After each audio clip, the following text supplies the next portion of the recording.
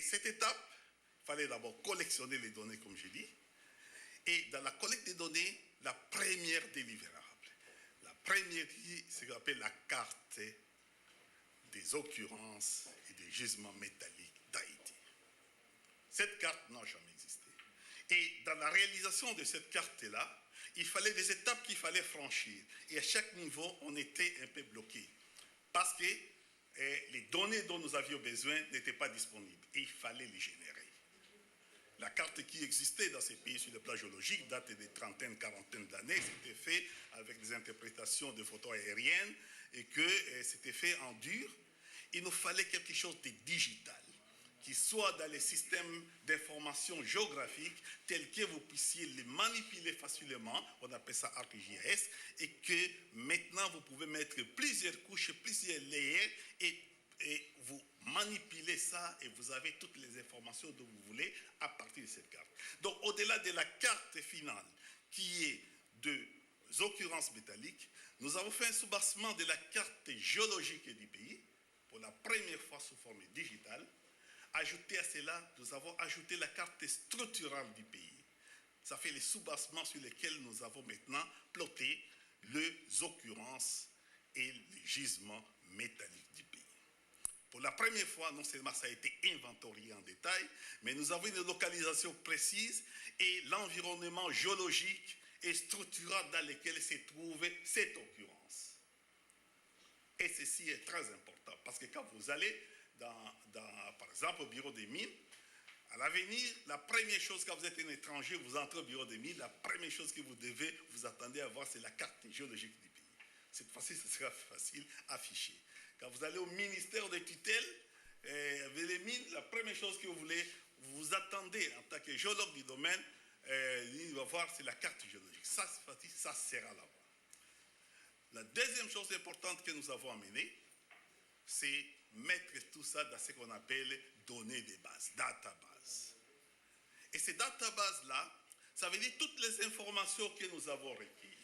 Nous avons mis ça sous forme digitale et mettre ça dans un logiciel puissant de Arc Explorer qui pourra maintenant permettre à n'importe qui aura accès à ça d'accéder facilement à ces informations à partir de son ordinateur. Vous n'avez pas besoin d'aller demander les DG là-bas, tout ça, hein, et vous amener dans sa bibliothèque et chercher où se trouvaient les livres, si ce n'était pas tombé. Oui, oui, oui.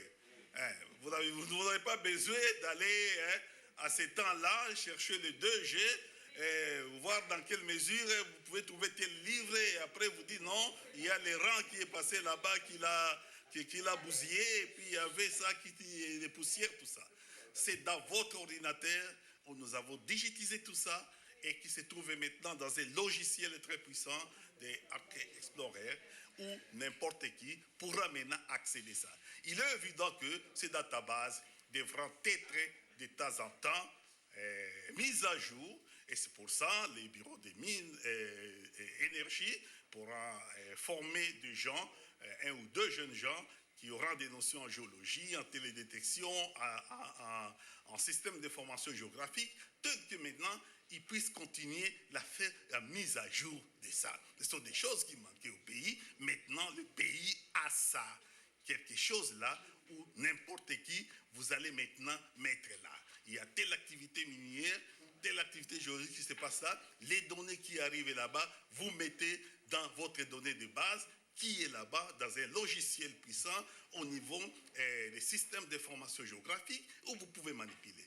Pas aucune exploitation minière, disons, des mines métalliques, parce qu'il y a les carrières, hein? Pas aucune exploitation qui concerne les mines métalliques qui a fait à l'échelle nationale là.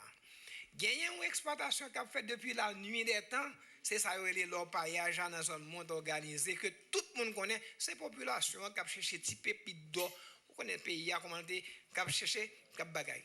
Je ne crois pas que c'est de ça qu'il parle. Il parle de l'exploitation, il parle des Blancs qui viennent voler les richesses du pays.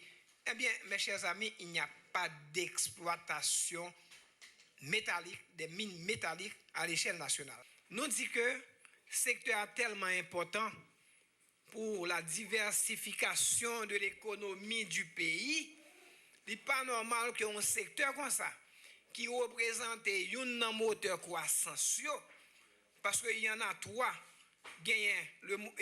l'agriculture, c'est un secteur primaire. Le secteur primaire, c'est le secteur, n'est-ce pas, on est capable de dire moteur de l'économie du pays. L'agriculture, le tourisme, qui c'est deux, et puis il y a les mines, le secteur minier. Étant donné que, compte tenu de problèmes qui gagnent dans deux premiers, nous disons qu'il faut nous développer troisième là pour capable venir en aide aux deux autres. Nous disons qu'il faut que nous développions. Et nous comptons pour qui ça pour nous développer, il va toujours parler avec nous. Donc pour nous développer, pour nous capables de répondre aux attentes de ce secteur sur le plan mondial, nous disons qu'il faut qu'on un code minier pour lui. Qui est tout à fait normal, puisque le code minier existant date de 40 ans. Donc, l'idée n'est pas adapté et il pas qu'à faire appel à investisseurs, ça veut dire pas qu'à attirer investisseurs. Donc, il nous faut un code minier, c'est le premier pas. Deuxièmement, nous disons que nous mettons un cadastre minier campé, une direction de cadastre minier, pour capable faire gestion des titres miniers. Nous disons ensuite, si nous avons un code minier, nous avons une direction de cadastre minier, où on est en tout, la base de tout ça, c'est l'homme, c'est ressources humaines. Nous disons que faut que nous renforcions l'institution ça, qui c'est bureau des mines, et que nous sommes capables de relayer autorité minière là. Donc, autorité minière, il est capable aujourd'hui à bureau, demain il passe comme secrétaire d'État, c'est ça, il est capable de passer tout comme ministère, comme dans le temps l'ITI. Donc nous disons que c'est l'autorité minière, par excellence, que je dis qui c'est bureau des mines, il faut que nous renforcions l'institution ça, parce qu'il faut qu'il y ait des gens qui peuvent appliquer la loi, il faut qu'il y ait des gens qui sont capables, qui sont bien formés, qui sont capables de suivre la société sur le terrain. Eh bien c'est tout ça qu'a fait, oui.